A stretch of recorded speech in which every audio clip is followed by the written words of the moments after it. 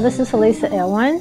Welcome back to our biblical investigation on the Pharisees of the Gospels.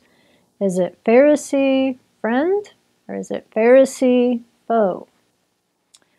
In the last segment, we had the opportunity to look at the actual definition of a Pharisee based on their name.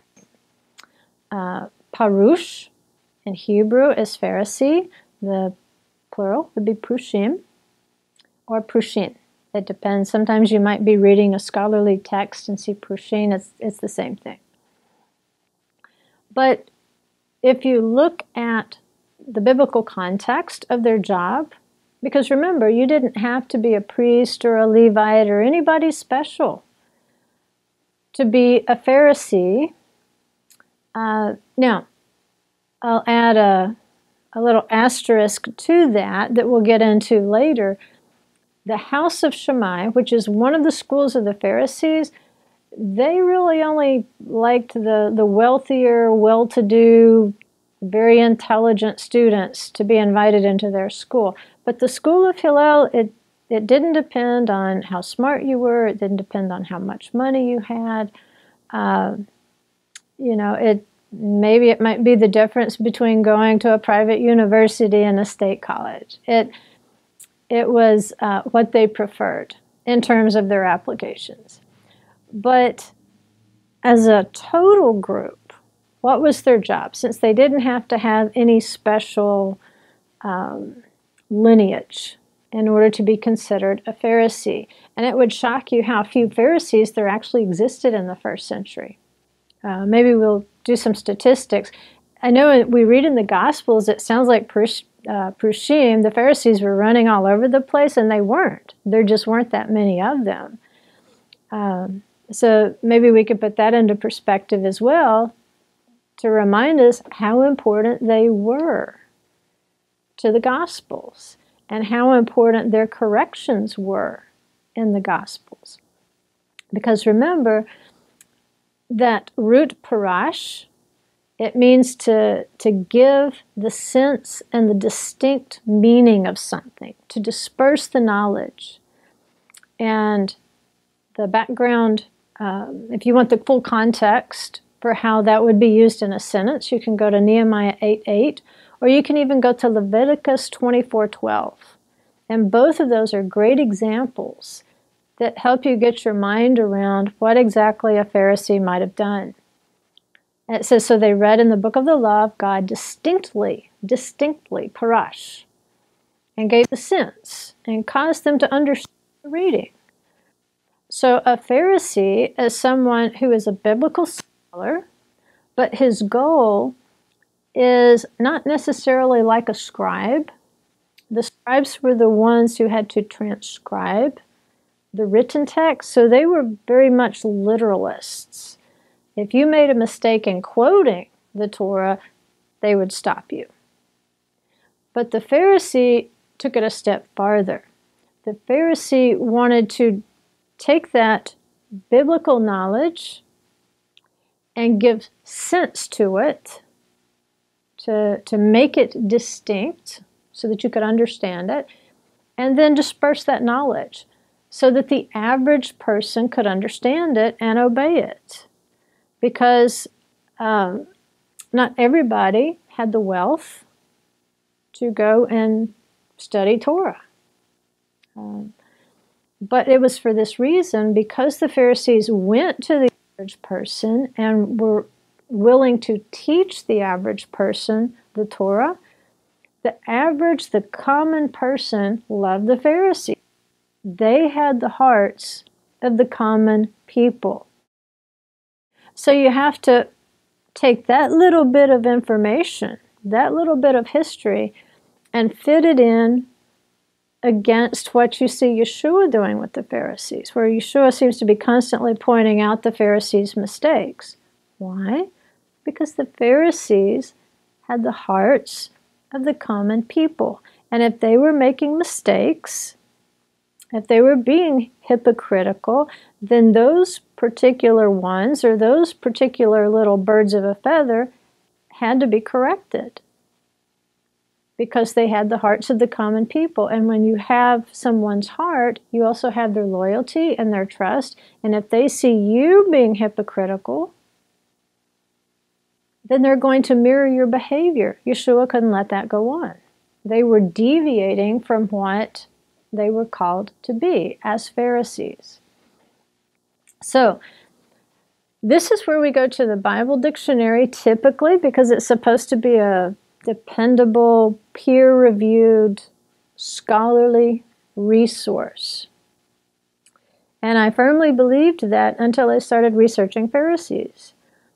And that's when I realized that stereotype and ethnocentricity had crept even into the reference source.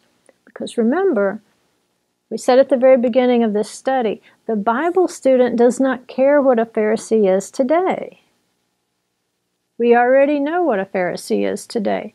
Number one, it's a non-existent person because they were on the world stage for a very short time in the first century. But all it means today is you're a hypocrite. Or you consider yourself to be probably more righteous than everybody else does. So that self-righteous, religious pride or whatever. That's today. If I'm reading the Gospels, I don't care what the definition is today. It has nothing to do with Gospels written in the first century. So where would I turn? I would turn to a Bible dictionary, because theoretically a Bible dictionary would give me a dictionary definition of a Pharisee in Bible times, you would think. However, here's some Bible dictionary definitions of a Pharisee. A member of an ancient Jewish sect. Good so far. Distinguished. Good so far. That's what the name means, to be distinct. Distinguished by strict observance of the traditional and written law. Still good. Still correct. That's exactly what distinguished them. And commonly held to have pretensions to superior sanctity. Incorrect. History tells us otherwise. History tells us that they were beloved by the common people because they brought the Bible text down to the average person. You don't win the hearts of people by being a practicing hypocrite. Hypocrites turn us off. We turn away from hypocrites. So if all the Pharisees, if by definition a Pharisee is someone who has a pretension to superior sanctity, how in the world did they win the hearts of the common person? Which history tells us they did. Because remember, in the first century, you're going to have large numbers of people speaking Aramaic. They're going to be speaking Greek, possibly Latin. And the Bible text was written in Hebrew. So who was going to help them to understand Hebrew? Who was going to help them make sense of, as it said in Nehemiah, make sense of what they were reading in Hebrew? Just like the Jews returning from Babylon in Nehemiah, now they're speaking Aramaic and they're not quite understanding this Hebrew stuff. It's similar, but not exactly the same. And so what did they do? They gave the sense of it. This is what it means. This is what a Pharisee did. They took the Hebrew biblical text and they placed it before the average person, regardless of their wealth, so that they could, number one, understand it and obey it. So, as I move on through my Bible dictionary definition, it says a self-righteous person, a hypocrite. That's what it means today. Today, If you look it up in a dictionary, it will say a self-righteous person or a hypocrite. In general, they weren't perceived that way in the first century. So why does Yeshua keep running into them? Because he's supposed to. He's supposed to find those who were not the best examples. Like James said, not many of you should be teachers.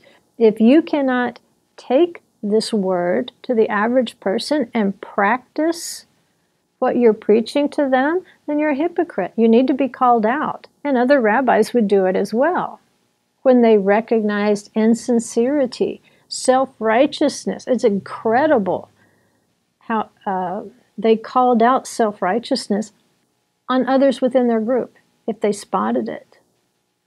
So this particular Bible dictionary definition, that needs to be lifted out.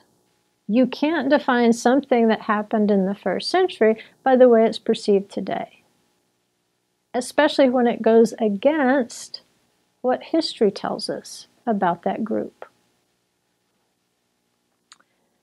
The definition continues. It says this Old English, Phariseus, via Ecclesial Latin, from Greek, Theos, from Aramaic, Prishaya, which means separated ones, related to Hebrew, parush, separated.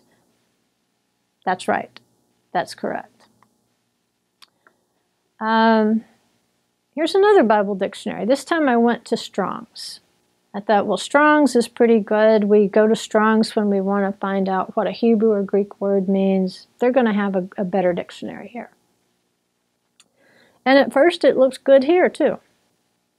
When I looked up Pharisees, it says a sect that started after the Jewish exile. True. In addition to the Old Testament books, the Pharisees recognized in oral tradition a standard of belief and life. True. We discussed that in some of the first segments. It was part of their whole culture. They sought for distinction and praise by outward observance of external rites and by outward forms of piety, and such as ceremonial washings, fastings, prayers, almsgiving, and comparatively negligent of genuine piety. They prided themselves on their fancied good works. Now, I don't know about you, but that's about as stereotypical and ethnocentric a definition as I've ever heard. And it's in a Bible dictionary. It's in Strong's. Look it up. Now, how did the writers of the definition conclude that if a person wants to know what a typical first century Pharisee was like, they need to know that their observance was only outward. They were only concerned about outward forms of piety. They were pride of all their fancied good works. Now that's pretty subjective. There's very little in there that I find, once the definition begins, it's pretty good for 2 sentences. And after that, it completely descends into basically the way we perceive Pharisees today, not the way their own people perceived them. So let's keep reading Strong. And right here, there's going to be a sandwich in this dictionary definition. The first piece of the bread wasn't so great. The meat of it, what's in the middle I'm about to read, is going to be pretty good. It says they held strenuously to a belief in the existence of good and evil angels, true, and to the expectation of a Messiah, true. You see how they set the stage for Yeshua? They cherished the hope that the dead after a preliminary experience, either of reward or of penalty in Hades, would be recalled to life by him. True. But can you see the difference between the first part of what I read and where the actual facts come in? You've already been conditioned. By the time you read the facts, you've already been conditioned by something subjective. And so by the time you get here, you don't really care that they believed in the resurrection of the dead, because they were all hypocrites, and it was all about outward observance, and they thought they were so much better than every. And by the time you're getting the real information you need, this is what you need as a Bible student. This right here. They believed in good and evil angels. They had an expectation of a Messiah. They cherished a hope that there would be a resurrection of the dead, and that we would all be judged with reward or penalty. That's what you need to know. That we would be recalled to life and be requited, it says, each according to his individual deeds. This position is echoed in the book of Revelation, that your deeds do follow after you. Does that make John a Pharisee? In opposition to the usurped dominion of the Herods and the rule of the Romans, they stoutly upheld the theocracy in their country's cause and possessed great influence with the common people. Well, finally, they get down to the historical truth. They did have great influence over the common people because they were beloved. Imagine if you couldn't read or write, or maybe you could, but only minimally, and you had to depend on going into the synagogue Shabbat just to hear a little bit of the scripture read. What if this person comes to you and offers to instruct you? Sets up a school in your town so that your children write and to read the Torah. Wouldn't you love that person? Absolutely. That's why. They're giving the truth. They possessed great influence with the common people. That's why it doesn't make any sense that they put the first part of the definition in there. So they're going to put the lid on the sandwich here. Listen how we've had objective information. Listen to how it pitches. They were bitter enemies of Yeshua, Jesus, and his cause, and were in turn severely rebuked by him for their avarice. Oh, there we go again, the greedy Jew. Ambition, hollow reliance on outward works, and affection of piety in order to gain popularity. So, it's not sounding so good for the Pharisees, is it? Doesn't really sound like the Pharisees are going to be friends. But is it possible that those who put together this definition were willing to paint this particular group of Jews with a broad brush? Even though technically putting the right information in the definition, nevertheless they shaped the way that you thought about them so that the actual information you needed, it didn't even matter. Because it's sandwiched between false piety and false piety. There's nothing good when you begin the definition. There's nothing good when you end the definition. But the actual reason for going to that dictionary to figure out what was going on with them in the first century as a group, not as the individuals, some of the individuals that Yeshua rebuked.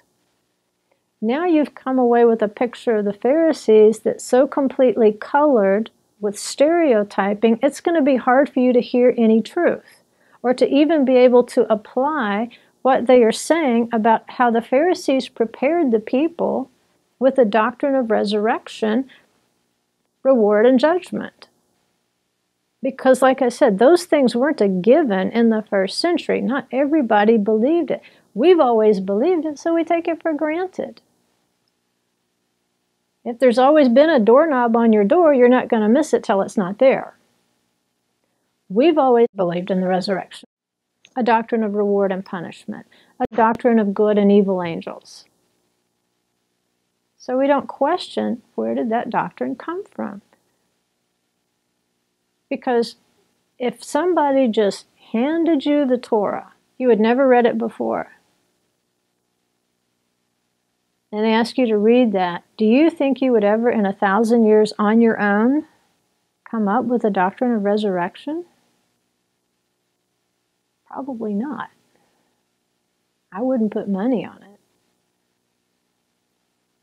So we have to be careful as we're looking for information not to let stereotype or ethnocentricity, our feelings of superiority, color the way that we're trying to objectively look at the role of the Pharisees or any other group in its historical period. For instance, let's say Yeshua just shows up in a church one day, and he starts confronting that particular church group with all the strange doctrines associated with other denominations. And maybe we don't believe that thing at all.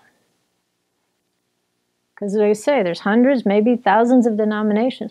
What if he starts saying, well, if you're a Christian, then you must believe this. If you're a Christian, you must believe that. And we're sitting there saying, wait a minute. No, I never believed that. I never believed that. I never believed that. I never did that. No, I never did that. I've never thought that. You say, oh, but these Christians over here believe it and do it, so that means that's you too. It's like, no, I don't want to be affiliated with every denomination that's ever been recorded as a Christian one, because I disagree completely with many of those doctrines out there. That's not why I'm not one of them. So we would only know by maybe the questions. If somebody were to ask us questions, we could kind of figure out the denomination because we kind of know what they believe. But when we stereotype, see, we wouldn't expect Yeshua to ever do that, to just show up with a church or, even a Hebrew Roots fellowship and try to define that entire group by every weird thing that's out there on the internet. I mean, I don't hold me responsible for everything out there. I'm only responsible for this right here. But it goes beyond stereotype. It's even in the Bible dictionary. It's luring the reader into a logical fallacy, which is mind manipulation. And in this case, what they're doing is a technique called the hasty generalization. You'll learn this in college if you learn logic and debate. But it's a mind manipulation called the hasty generalization. And what that does is it takes an atypical case, one that doesn't describe everybody, and then it draws a general rule and say, this is typical, when it's atypical. But they say, no, this is typical because this person did it. And there might be 100,000 people who are saying, that person did it, we didn't do it. Don't say that we're like that person. Here's an example. This is a hasty generalization. And I don't have a Christian neighbor that tells off-color jokes. But let's say I said, I have a Christian neighbor who tells off-color jokes. Therefore, Christians tell off-color jokes. That is a hasty generalization. It's taking one case, my experience with my next door neighbor, and I'm going to draw a general rule from it that says, okay, now all Christians are like my atypical neighbor. And that's foolish. We know that's foolish. Because it doesn't demonstrate a common characteristic of all Christians. All Christians don't tell off-color jokes. So my neighbor is more likely an atypical Christian. So therefore, my conclusion about Christians would be false. Who knows why he goes to church? Maybe he wants to make business contacts. Maybe that's what he's always done. Maybe he'll get in trouble with his wife if he doesn't go to church. Who knows why he goes to church? But he's not the typical Christian. And you know what? There's going to be lots of people who could come forward and say, hey, I've got Christian neighbors. I've never heard them tell off-color jokes. So we have to be careful not to stereotype an entire group based on atypical cases. Do you think the writers of the Gospels recorded every time Yeshua affirmed a Pharisee? Probably not, because he's going to call out the corrections. It's going to be taken for granted that good behavior is not necessarily going to be recorded. He's going to try to correct the behavior of the worst cases. He's not going to correct the behavior of the best cases. So, because he's giving us an example of Pharisees who were being corrected, we can't draw the conclusion, we cannot make a hasty generalization that characterized all of the Pharisees. We can only say that it characterizes those Pharisees. So, along with that, along with trying to understand the Pharisees, in our next segment, what we want to take a look at is maybe a few of the other groups that were out there, because how they interacted with one another is pretty significant sometimes, like who got along with who and who didn't, and so forth. But there were other first century groups, we would say Judaisms of the first century, such as the Sadducees, the Essenes, the Ebionites, and so forth. And it's important to break down the Pharisees into their respective two houses, so that when we do come upon a phrase like synagogue of Satan, we can put it in that first century historical context and not say that all synagogues are of Satan. We have to be better Bible students than that. So in the next segment, we'll break down and we'll look at some of these individual groups and how they interacted with one another.